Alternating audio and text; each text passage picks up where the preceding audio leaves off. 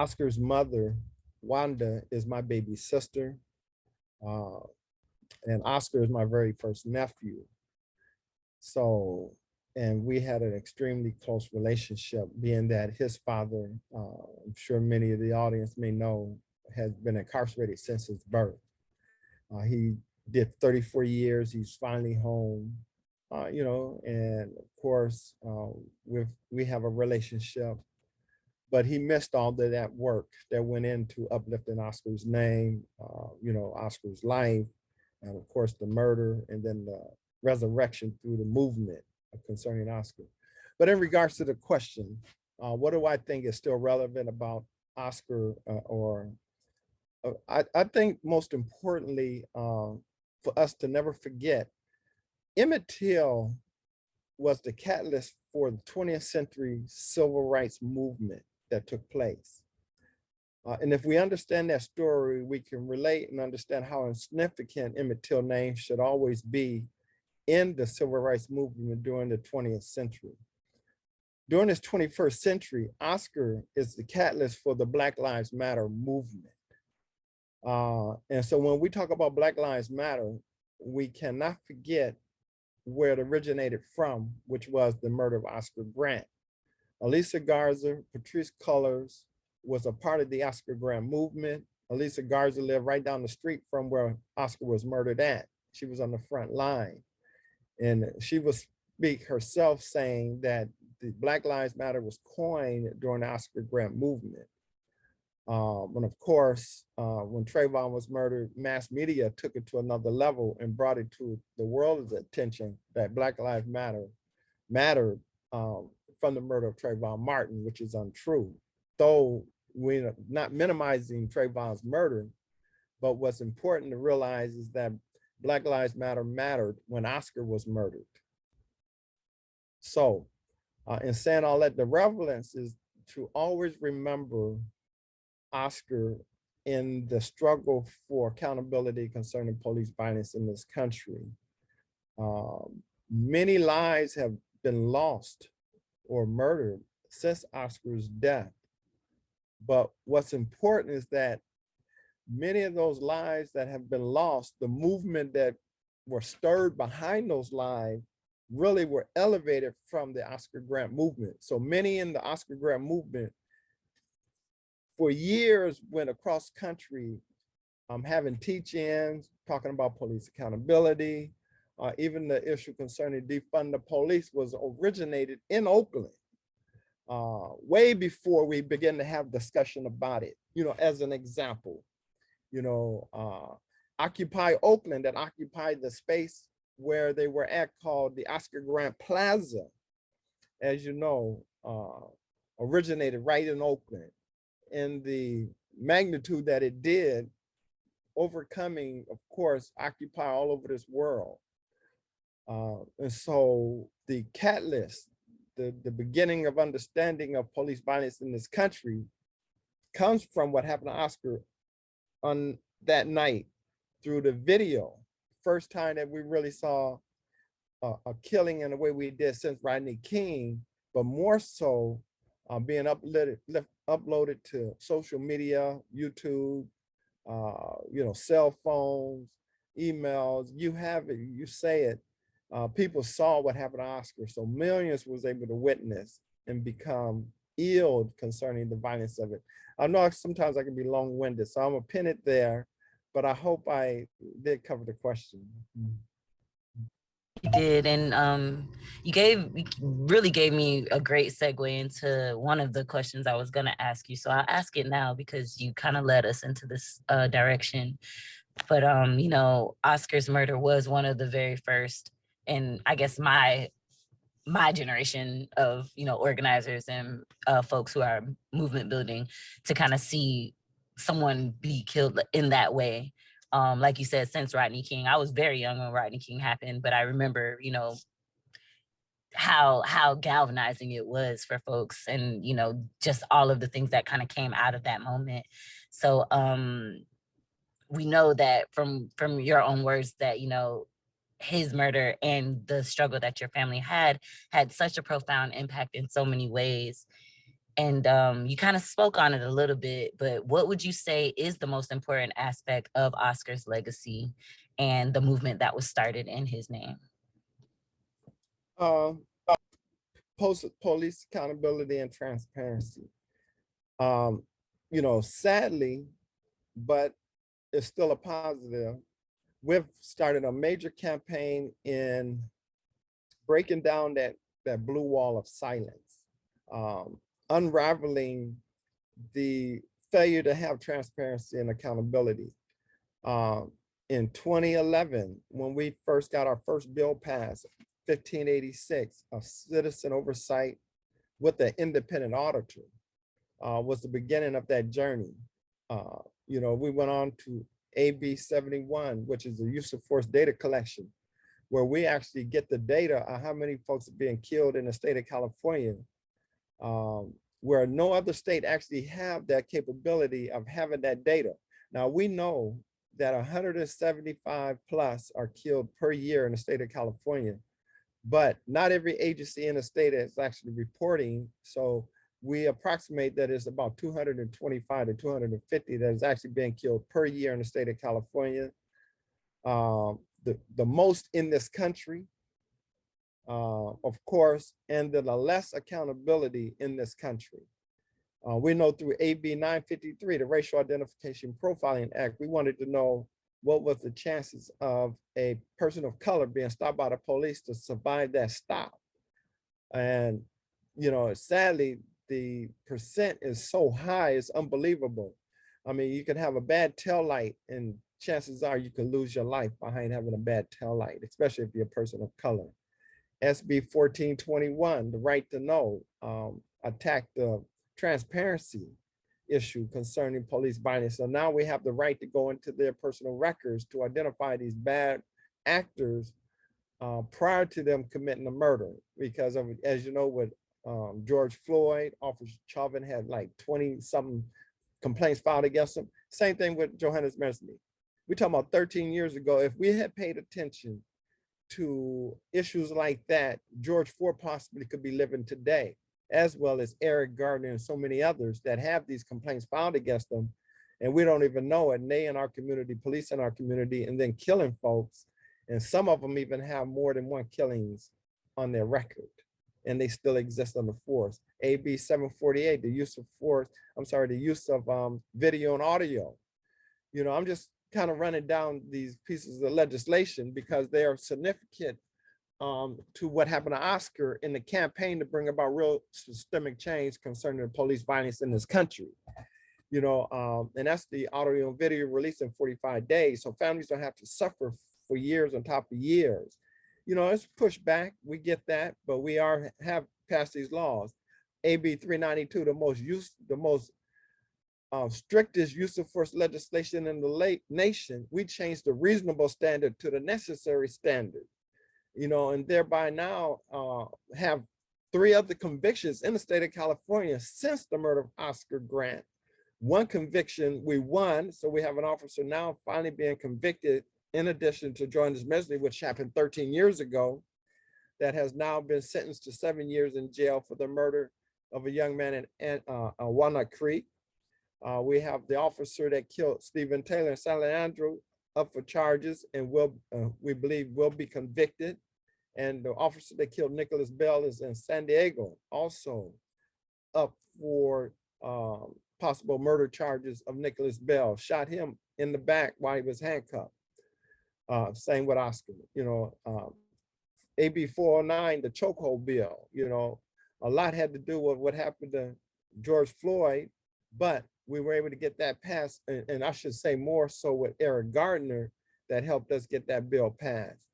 The Crisis Act, I forget the legislation number.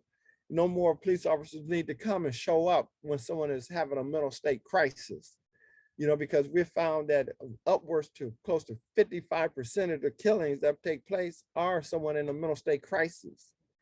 We're talking about AB 2, which is the decertification legislation now that we have, because officers were moving around the country. They kill someone in New York, they come to Oakland, they get hired, then they kill someone in Oakland, then they move to Arizona. So our Decertification Act requires officers to know their history prior to them not prior to them coming to Oakland to get hired and then kill again. So now we have the ability to have a database of police officers that have been fired for killings, so that they could be prevented from getting hired, especially in the state of California, but even elsewhere, like in New York or Miami, what have you. You know, so we have a number of legislation we're working on this year, 1608, 2761, both centered around the death certificate, which are highly critical because if we know the New York Times reported the Washington University's research that through the public health records, that 30,000 plus US citizen has been killed by the police, but only 16,000 has been reported. That means 50% of police killings in this country is not even reported correctly. And it centers on the death certificate and how the deficit is presented to the state public health center. And it's documented whether it's a homicide, but unclear whether it's a police homicide or a community homicide. And so the goal is to be able to identify just how many people are actually being killed in the United States through death certificate by having a notation on the death certificate that identifies whether it was a police involved murder or a community involved murder, or even the sheriff, that is someone locked up murder within the prison system. You know, so again, there's so much that I can talk about, concerning in that respect. And what really important about Oscar is that we have come to reckoning, especially with the murder of George Floyd, that police violence in this country is real and that it needs to be addressed. Thank you so much, Uncle Bobby, for just giving us a good picture of like the legacy of Oscar's. Excuse me, sorry, my words are getting jumbled. Thank you so much for painting the picture of what the work has looked like since Oscar's murder and all of the things that you all are doing in his name to kind of continue on the legacy of like making sure his death was not in vain. Yes. Can you talk to us a little bit more about the Love Not Blood campaign and the work that you all have been doing?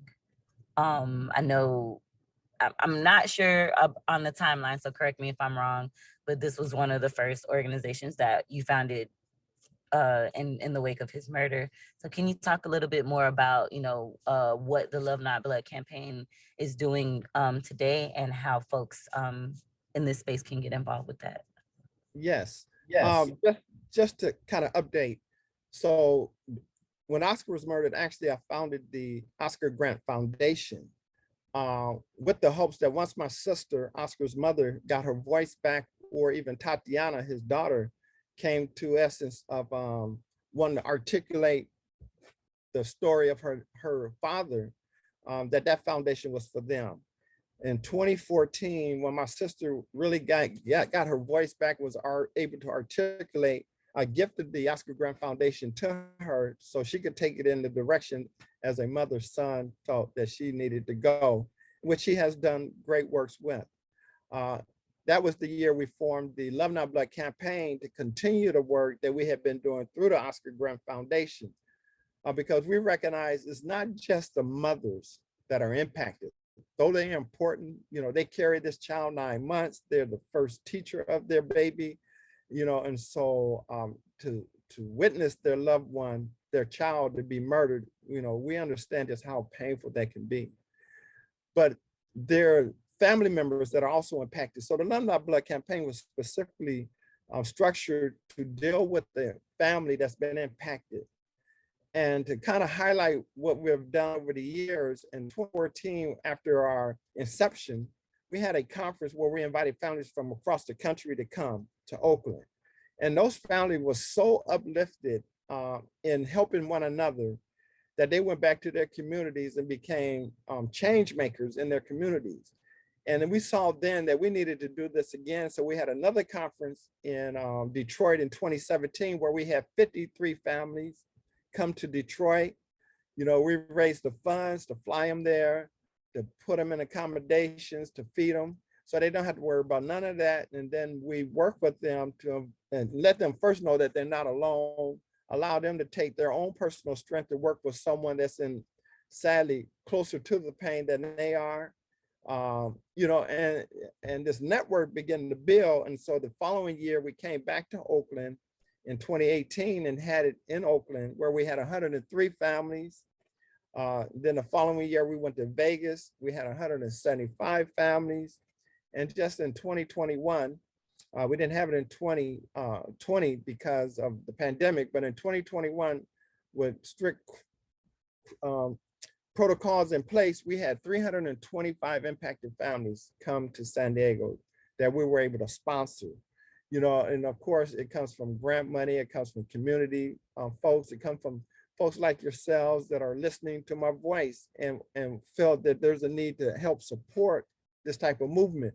But we had 325 families come to that event. We were able to pay for their flights, their hotel accommodations, their feedings. We had workshops for them. The most important workshop is the mental health workshop, where Dr. Tony Jackson presents and help them give the families tools to take back home. So when they're at home, and if they unable to make a phone call and they're struggling in that distressful state of remembering their loved one, that they have certain tools that they can work through, you know, breathing methods that they can do to help bring them back to a state of reality, so that they can wake up the next morning and get up on their feet and go to work and do whatever they need to do. Not so much work 8 hours a day, but just to go to work, living life. Because this grief is crippling. It really puts one down to where you don't want to just do anything. And we know how important it is for us to help build up each other. So the Love Not Blood campaign specifically is about that. You know, we have healing conferences. Our next healing conference is going to be in Atlanta, September, October. Definitely will connect with Jan, and we could put out an email blast for, you know, members to support, you know, because that's how we do it. And we figure it's probably going to be huge in Atlanta because it's in the middle of the region, so many more families can come. But again, you know, it's about embracing a family, supporting that family, working with that family, getting them through the process of the beginning of the healing stages. We call healing through resistance, giving them skills to articulate their story, even teaching them how to advocate for legislative change in their community, how, you know, community council work, what is the difference between criminal and civil litigation, you know, and the history of the police, and just, it's so much involved in that. But that's the work that we do. Of course, from the Love Not Blood campaign, we have campaigns, which is the Families United for Justice Network. That's another arm of Love Not Blood campaign, but it's specifically focusing on families all across the United States. Then we have California Families United for Justice Network, which focuses on families in the state of California, where we've been able to, as you heard me speak of these legislative changes or laws that we got passed, that comes from the efforts of families in the state of California utilizing their voice in one unison sound, so that legislators can hear our struggle, our cry, our pain, and begin to change legislation. And so we've found power in that, and it's been working. Yes. That's so much powerful work y'all are doing, Uncle Bobby. I can imagine those families are benefiting so much from having that type of network, access to those resources and everything you all are providing through those networks. So just thank you so much for, you know, having the will and the the will to actually do that work and put that foot forward, so families who've been impacted in this way can feel like they have a community to, you know, to tap into, and they have people around them that have experienced the same pain and, you know what they're going through and can walk them through how to heal and how to survive. Because I can imagine, like, actually having to see all of these deaths that we've been seeing since Oscar's death, like, that's not missed on them, right? You know, like, so yeah, I can thank you so much for doing that work and for starting that campaign. I'm sorry, just need to say this, and it's not that I'm doing it by myself. I do, my wife, Auntie B, has been a tremendous help to mothers, specifically, you know, being a mother herself. also a impacted family member where she lost her cousin to police violence in Detroit. So she, really understands the pain, understands the mothers, and understands the family. So it's not, I don't want to feel like, she's not involved, because she's Of 100%, course. 120% involved, and we work together to make this happen.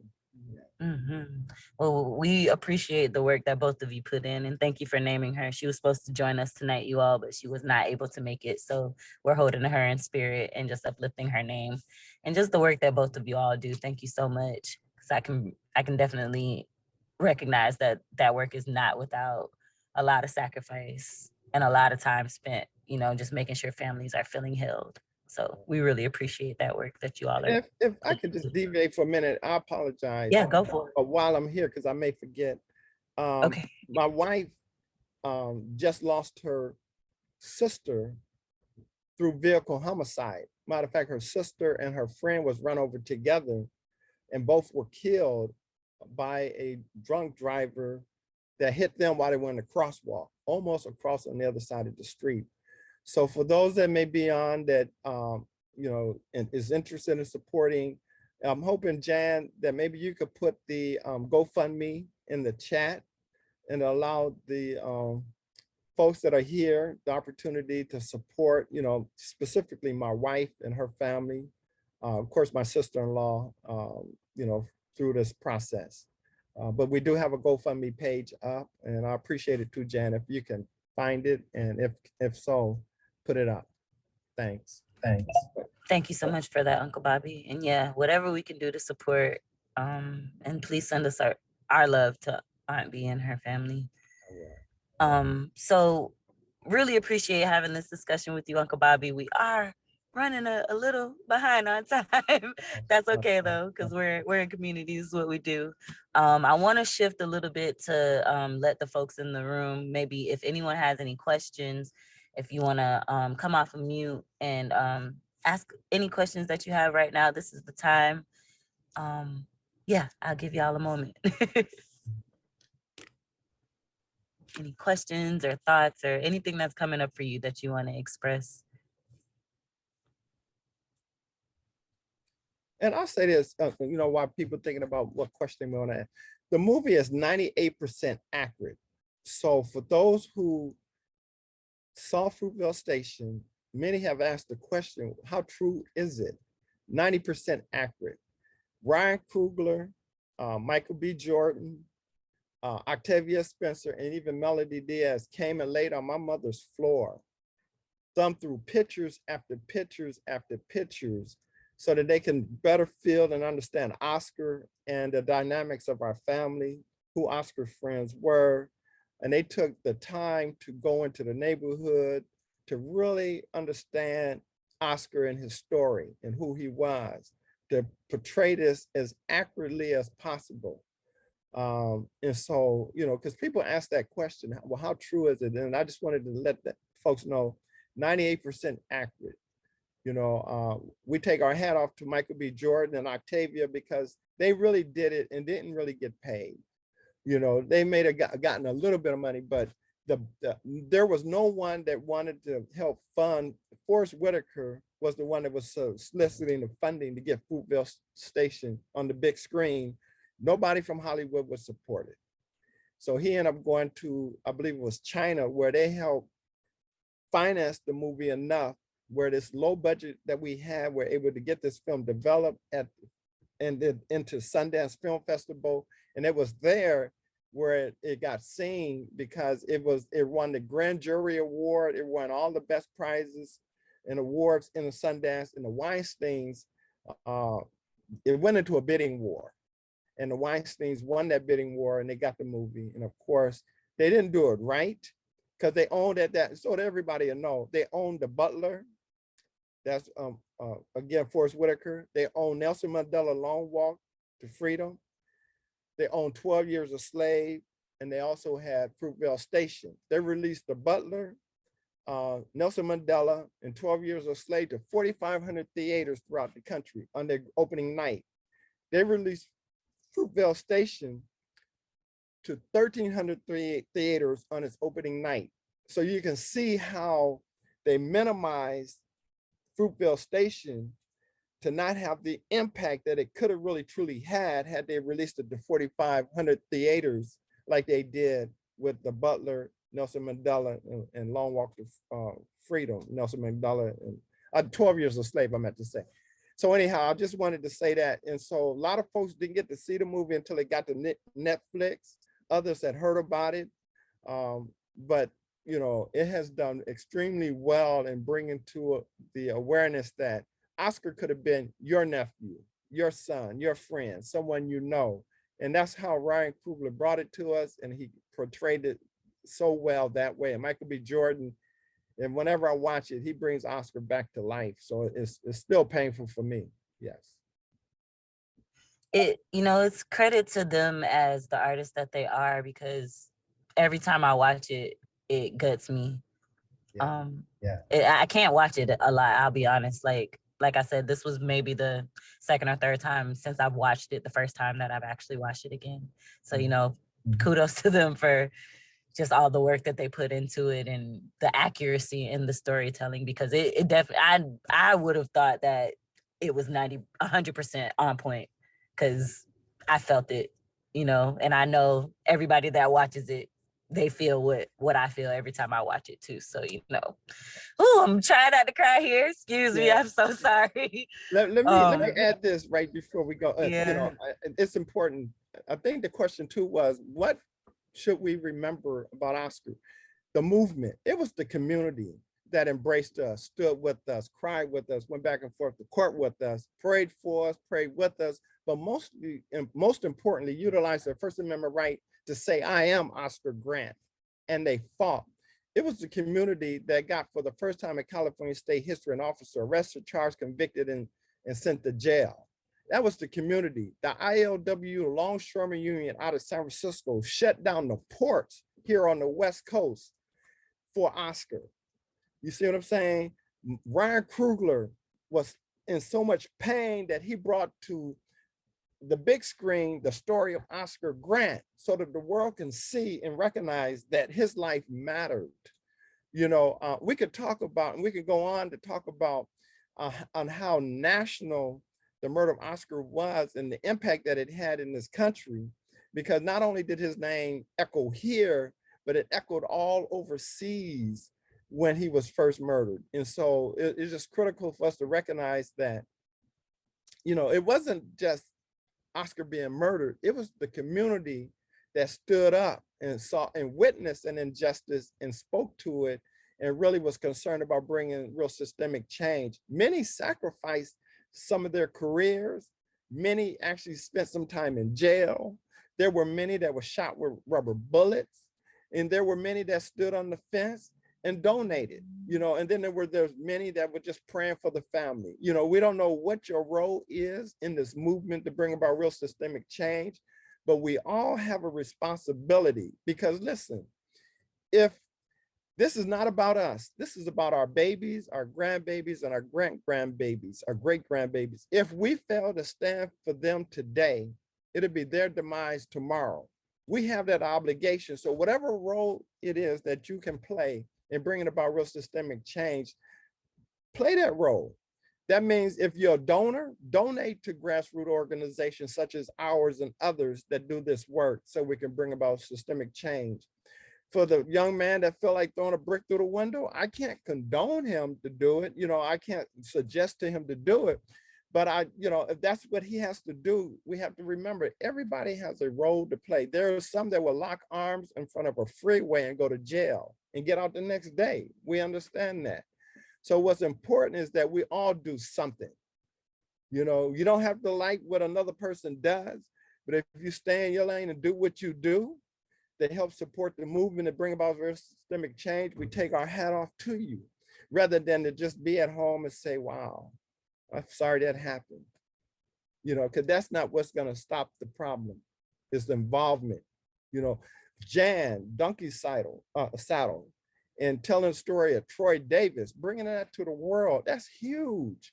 Because many of us wouldn't even know that story if she didn't take the horn, the cow by the horn or the bull by the horn, and bring it to the world that way.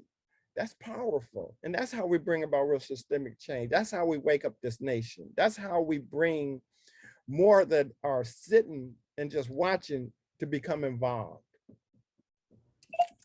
Thank you so much, Uncle Bobby. You took my last question right out of my mouth, so I didn't even have to go there. Thank you so much. So everyone here, please, that's how you can get involved. That's how you can stay involved. And that's how you can support specifically this work, but more generally, the work of building out our movements and making sure that we are acting as community.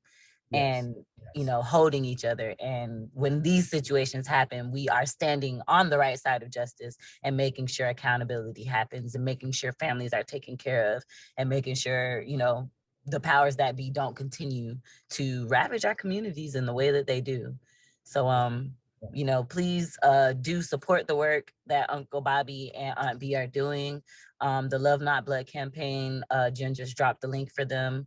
And you know, all of the proceeds from tonight's Freedom Films discussion will be split between Donkeysaddle and Love Not Blood campaign. So please do donate if you are able, and share the link with your community, your family members. Please spread the word and let folks know about this work that is happening. And I guess lastly, to close us out, I would just like to thank Uncle Bobby and Aunt B for continuing the work and for continuing to keep Oscar's legacy alive. Uncle Bobby, do you have any last words while we wrap up? Uncle Bobby, before you say your, because I want you to have the last word. So let me just interject before your last word. Okay. In addition to the links we dropped, links to the Love Not Blood campaign, how to support the work. We also have an event exit survey that we would love folks to get your reflections on the event and to let us know if we can stay in touch with you for future events. So just want to encourage folks to take 2 minutes to fill that out as well. And now over to Uncle Bobby. I just want to say thank you for all that have actually spent their time with us today. I mean, Oscar's story, as you know, is 13 years old, and many sadly have forgotten the story or remember the name, but not clear about the story itself. Thank you for spending that time with us. Thank you for filling Oscar, filling Oscar. And thank you, Jan, for, sending it out and partnering with us and for this event to happen, because it means the world to us, because we know as long as we say Oscar's name, that we will never forget him, but also will bring about systemic change through the power of his death, because that's where it started, and we build from there, connecting the dots all the way across, all the way up to today. And that's what change is about. Thank you. Thank you so much, Uncle Bobby. And thank you all again for joining us tonight. Please do share the links, donate if you can, like I said, and stay connected with us. We will be doing more work with Uncle Bobby and Aunt B. So, stay tuned to all of our socials and their socials too, because, they have a platform and we want their platform to be given as much shine as ours as well. So we're going to leave you with that. Have a great rest of your week. And yeah, please keep up the good fight. Thank you. All.